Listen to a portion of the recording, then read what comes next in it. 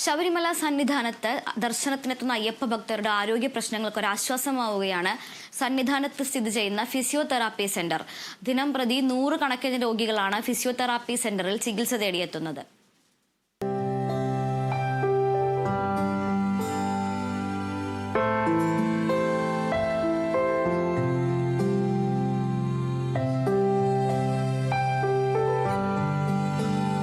കല്ലും മുള്ളും നിറഞ്ഞ കാനനപാത.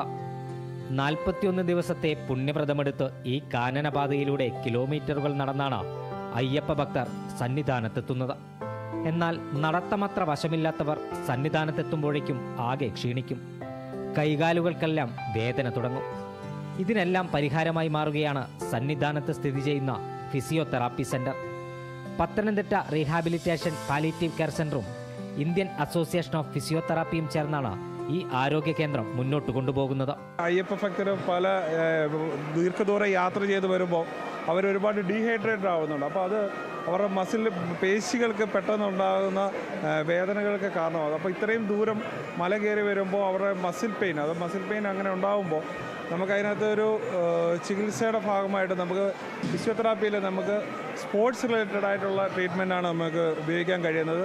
നമുക്ക് കായിക ഇഞ്ചുറിക്ക് സമാനമായ ഇഞ്ചുറികളാണ് ഇവിടെ കൂടുതലും ഉണ്ടാകുന്നത്. അപ്പോൾ അങ്ങനെ വരുമ്പോൾ നമുക്ക് ഇവിടെ വരുന്ന അയ്യപ്പ ഭക്തർക്ക് പെട്ടെന്നൊരു റിലീഫ് ഉണ്ടാവണം. 2 ഡോക്ടർമാരും ഒരു ഫിസിയോതെറാപ്പിസ്റ്റും ഒരു വളണ്ടിയറുമാണ് ഇവിടെയുള്ളത്. ഏതു പ്രായത്തിലുള്ള അയ്യപ്പന്മാർക്കും ശരീരത്തിലുണ്ടാകുന്ന എല്ലാ വേദനകൾക്കും ആശ്വാസം നൽകാൻ ഫിസിയോതെറാപ്പി സെന്ററിന് കഴിയുമെന്ന ചികിത്സയ്ക്ക് നേതൃത്വം നൽകുന്ന ചെന്നൈ സ്വദേശിയായ ഡോക്ടർ മാണിക്യവേലൻ പറയുന്നു.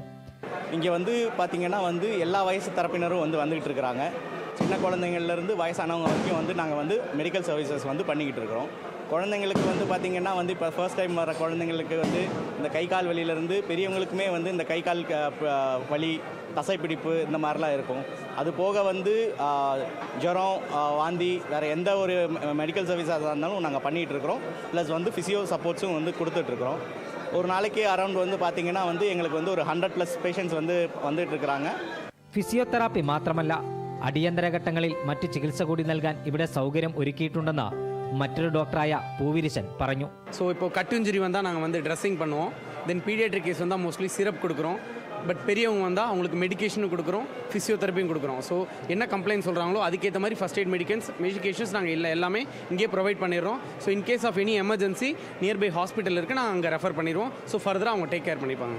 ദിനംപ്രതി 300-ലധികം സ്വാമിമാർ ഇവിടെ ചികിത്സ തേടിയെത്തുന്നുണ്ട്. സ്പോർട്സ് മെഡിസിനിൽ അടക്കം പ്രാവീണ്യം നേടിയ ഡോക്ടർമാരാണ് ചികിത്സ നടത്തുന്നത്. ഫിസിയോതെറാപ്പിക്ക് പുറമെ മൊബൈൽ ഓക്സിജൻ സിലിണ്ടറും ഈ ആരോഗ്യ കേന്ദ്രത്തിൽ ഒരുക്കിയിട്ടുണ്ട്. സന്നിധാനത്തിന് പുറമെ ശബരിപീഠത്തിലും ഇവരുടെ നേതൃത്വത്തിൽ ഫിസിയോതെറാപ്പി സെന്റർ പ്രവർത്തിക്കുന്നു. 4 വർഷം മുമ്പാണ് ശബരിപീഠത്ത് ഒരു ഫിസിയോതെറാപ്പി സെന്ററിന് തുടക്കം കുറിച്ചത്. സന്നിധാനത്ത് ഇത്തവണ ആദ്യമായി ഇവർ രോഗികൾക്ക് ആശ്വാസമായി എത്തുകയാണ്. വനമധ്യത്തിലെ കലിയുഗ വരദന്റെ തിരുസന്നിധിയിൽ കിലോമീറ്ററുകൾ താണ്ടിയെത്തുന്ന ഭക്തർക്ക് ആരോഗ്യ പ്രശ്നങ്ങളുണ്ടായാൽ അവർക്ക് കാരുണ്യത്തിന്റെ കൈത്താങ്ങായി മാറുകയാണ് ഈ ഫിസിയോതെറാപ്പി സെന്റർ. നിരവധി ഭക്തരാണ് ഇവിടെ എത്തി തങ്ങളുടെ ആരോഗ്യം സംരക്ഷിച്ച് തിരികെ മലയിറങ്ങുന്നത്. സന്നിധാനത്തു നിന്നും ക്യാമറ പേഴ്സൺ രവി ബി മേനോനൊപ്പം നിതിൻ പ്രഭാകരൻ, കേരള വിഷൻ ന്യൂസ്.